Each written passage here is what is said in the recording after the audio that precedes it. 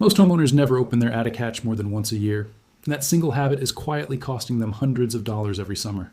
Above nearly every ceiling in North America sits a space that can reach 150 degrees Fahrenheit on a sunny afternoon, and almost nobody realizes that this hidden layer of heat is working against every air conditioner in the house below it. The strange part is that the problem isn't the heat itself. It's what that heat does once it starts moving. Picture a typical asphalt shingle roof under a July sun. The shingles themselves can reach temperatures north of 160 degrees. Directly beneath them, separated by nothing more than a thin layer of roof decking, sits the attic. Without proper ventilation or insulation, that space becomes a massive heat reservoir, absorbing energy all day and slowly releasing it downward, sideways, and through every duct, wire, and ceiling joist it touches. By the time most people get home from work, their attic has been acting like a solar oven for 8 hours straight, and their air conditioner has been fighting an uphill battle they can't even see. This isn't a new discovery. Building scientists have understood attic heat gain since the mid-20th century, when post-war suburban construction boomed and standardized roof designs spread across hot climates without much thought given to thermal performance. What's changed is our ability to measure exactly how much energy escapes through this space, and the numbers are larger than most people expect. Studies from the U.S. Department of Energy's Oak Ridge National Laboratory have shown that a significant share of a home's total cooling load can be traced directly to heat radiating down from an unconditioned attic, particularly in homes built before modern insulation standards were adopted. Here's where it gets interesting. The heat doesn't just sit up there, it moves through 3 distinct paths, and each one behaves differently depending on how the attic is built. The first is radiant heat, which travels in straight lines from the underside of the hot roof deck down toward the attic floor and anything sitting on it, including ductwork. The second is conductive heat, which passes directly through solid materials, working its way through the ceiling drywall into the living space below. The third is convective heat, carried by air itself as it moves through gaps, vents, and poorly sealed penetrations around light fixtures, attic hatches, and plumbing stacks. Most homes lose comfort through some combination of all three, which is exactly why a single fix, like just adding more insulation, often disappoints homeowners who expected a bigger improvement. Consider the air ducts. In a huge number of homes across the Sun Belt, the ductwork carrying cooled air to every room actually runs directly through the attic. That means air chilled to 55 degrees inside the air conditioning unit gets pushed through metal or flex ducting sitting in an environment that might be 130 degrees or hotter. Even with insulation wrapped around the ducts, some of that cooling capacity bleeds away before the air ever reaches a bedroom or living room vent. Duct leakage studies conducted by building performance researchers have repeatedly found that attic-run ductwork accounts for a meaningful share of total system inefficiency, simply because of where it's located. This is why 2 identical houses, built with the same square footage and the same air conditioner, can have completely different utility bills. It isn't always about the size of the unit, it's about what that unit is fighting against before the cool air even reaches a room. So why has this problem persisted for decades without a widespread fix? Part of the answer is that attic performance is invisible in daily life. Nobody walks past their attic and feels the heat the way they'd notice a drafty window or a hot stovetop. The consequences show up indirectly as a slightly higher electric bill or an air conditioner that seems to run a little longer than it should. Because the cause and effect are separated by a ceiling, most people never connect the two. There's also a construction industry habit at play. Builders in many regions have historically prioritized speed and cost over long-term thermal performance, especially in production home communities where profit margins depend on fast, standardized construction. Basic attic ventilation and minimum code insulation satisfy building inspectors. But minimum code was never designed to optimize energy efficiency. It was designed to prevent moisture damage and structural failure. Comfort and cooling costs were secondary considerations. Now here's where the engineering gets genuinely clever. Because there are several distinct strategies for solving this problem, and they don't all work the same way. The first approach is passive ventilation, using ridge vents, soffit vents, and gable vents to create natural airflow that pulls hot air out of the attic as it rises.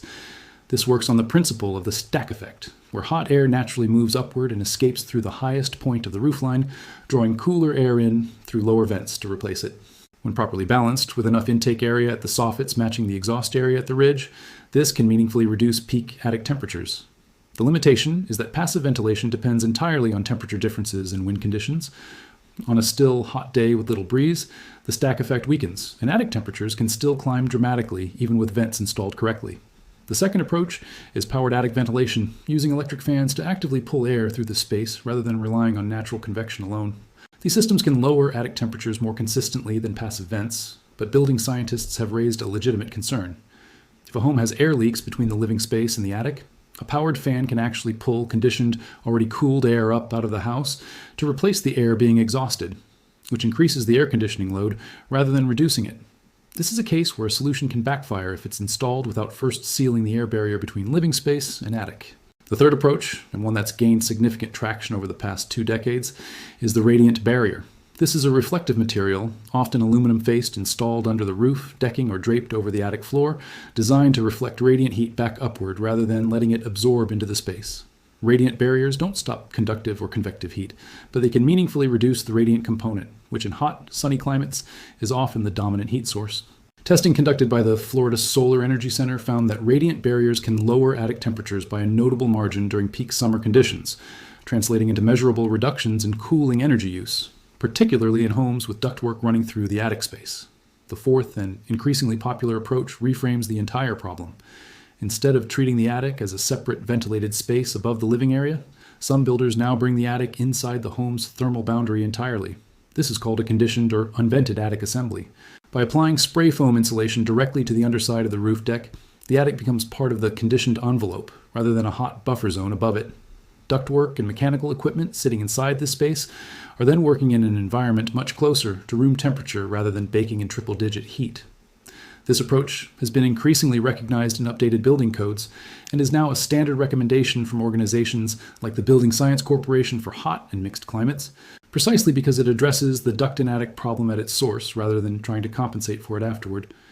Each of these methods has trade-offs worth understanding. Passive and powered ventilation are generally less expensive to retrofit into an existing home, but their performance depends heavily on execution details like vent balance and air sealing.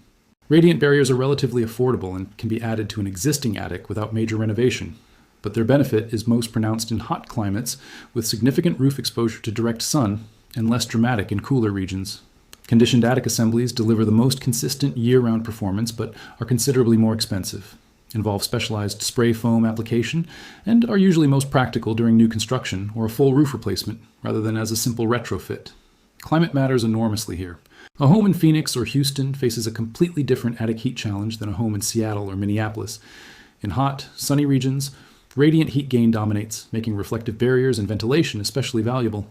In colder climates, the bigger concern often shifts toward moisture control and ice dam prevention, where warm, moist air escaping into a cold attic can cause condensation or ice buildup at the roof edge. This is why there's no single universal attic solution. What works brilliantly in Arizona can be the wrong prescription for Vermont. Cost considerations follow a similar pattern.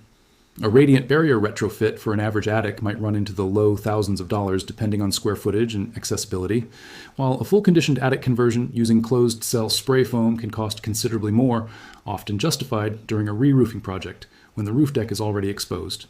Homeowners considering these upgrades typically see the best return when they combine improvements: air sealing the ceiling plane first, then adding insulation, then addressing ventilation, tends to outperform any single fix done in isolation. Maintenance is often overlooked in this conversation. Passive vents can become blocked by insulation installed incorrectly, by birds and rodents building nests, or by paint applied during a roof job that seals the vent slots shut without anyone noticing. Powered attic fans have motors that wear out and thermostats that can fail, silently leaving a homeowner paying for a system that stopped working months earlier. Even radiant barriers can lose effectiveness if dust accumulates on the reflective surface over years, reducing their reflectivity. This is why an occasional attic inspection, however unglamorous, remains one of the most overlooked maintenance tasks in a typical home. If you found this kind of practical building science interesting, subscribing helps bring more of these deep dives into how homes actually work, and there's a lot more hidden in the average house worth exploring. What's genuinely fascinating is how this problem sits at the intersection of physics and human behavior. The building science has been well understood for decades. Engineers know exactly how radiant, conductive, and convective heat move through a structure. Yet millions of homes remain unaddressed simply because the problem is invisible, tucked above a ceiling most people will never inspect. It's a reminder that some of the biggest efficiency gains in a home aren't found in flashy new technology, but in spaces that were designed decades ago under assumptions nobody has revisited since. Modern developments continue to push this further. Some newer roofing products now incorporate reflective granules directly into the shingles themselves, reducing radiant absorption at the source rather than trying to manage it after the heat has already entered the attic. Smart attic sensors are beginning to appear on the market, allowing homeowners to monitor real-time attic temperatures and humidity levels from a phone app, turning what used to be an invisible problem into something measurable and actionable. As building codes continue tightening energy requirements across hot and mixed climates, it's likely that conditioned attic assemblies will become far more common in new construction over the next decade, gradually treating the attic not as an afterthought, but as a core part of a home's thermal design from the very beginning.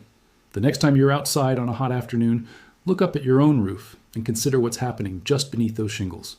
There's a good chance a substantial amount of unwanted heat is building up in a space you've probably never stepped foot in this year. The question worth asking isn't whether your attic is hot. It's whether anything is actually being done to stop that heat from finding its way into the rest of your home. And once you start noticing attics, you'll start noticing something else hiding in plain sight on almost every roof in your neighborhood. A detail most people walk past every single day without ever understanding what it's actually doing.